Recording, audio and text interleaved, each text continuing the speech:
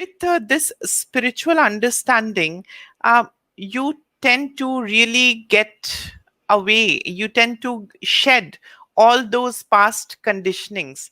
Earlier, when I was a kid, I was wanting to have friends.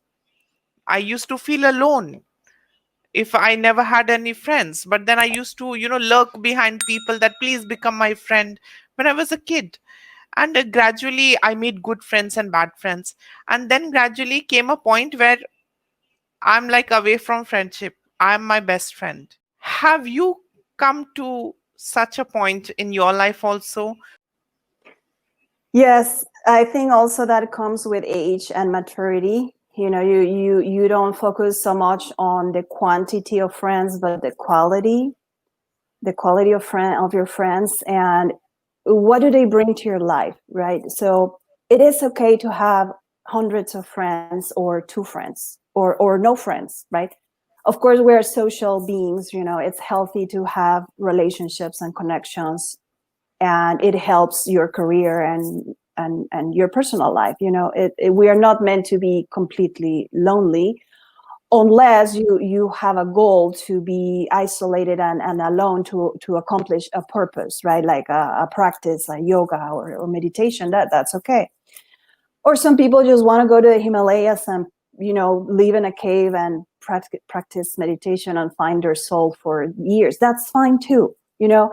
I don't judge people. It's whatever works for you, whatever stage in your life you are at. You can bring things to other people, right? So it's good to have connections with others. But of course, with age, you become more selective. Like, I don't need to see a lot of people necessarily, unless they bring something positive in my life. This is where we have to be very careful with social conditioning, right? I'm always talking and writing about social conditioning because I think it's a very tricky mechanism, because it goes underground. You don't even notice. It's part of your culture. It's part of the things you always heard as a child. It stays in your mind and you believe it, even if it doesn't work for you. And that is very, very risky, right? So that's why people who want to set free, they are the free spirits of the world, right? The freedom seekers, because they don't want, they feel that social conditioning. It's like a ticking, like, I don't like this. And some people are perfectly fine with it, or they don't even know they want to break free. They don't even know how to do it, right? But in my case, I was born like that. So I always, social conditioning never stick to me, never. It was like, oh, okay. And I don't know, maybe I'm privileged or lucky, or it was my time to experience that freedom. I don't want to be in a box. I don't want to be in a label. I don't have to be married or single. I don't have to have children or have children. I don't have to do anything.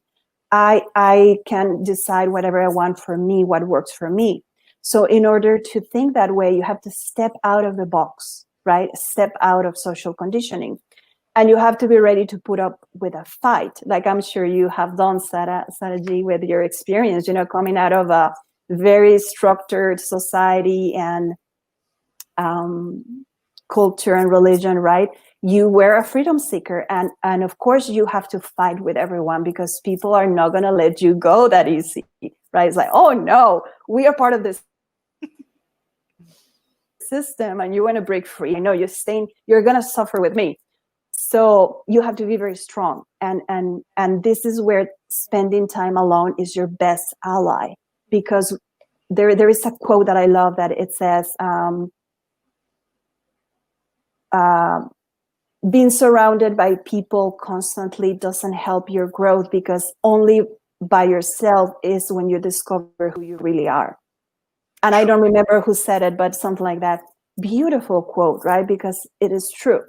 But of course, in our culture, including the entire world, India, whatever, nobody tells you that. Yeah, your parents are not going to come and tell you, you are free. You can do whatever you want. You can achieve whatever you want, and you can break free from the family and the ties that we have imposed on you. You're free to go. Nobody's going to come and tell you that. You have to do it by yourself if you are ready, right? If you want to do that. I never wanted to have children. not because I don't like children, but because it's not my mission in this lifetime, right? Maybe in other lifetimes I had children, so I know what it is, and I have been through that, and I want to experience something else. But I don't discard it, like if I met a man who inspires me to have a child, maybe I will have one, right? But I'm not fixated in something just because society tells me to do so. They see me as weird, Claudia is strange, she's alone and she's practicing yoga and she doesn't have children. They see me a little bit like detached and cold, but I'm perfectly fine with it because I know what I'm doing, and I'm not gonna do things to please others. That's the worst thing you can do, is to have children to please, to do the next step, or to keep a husband, or to make your parents happy.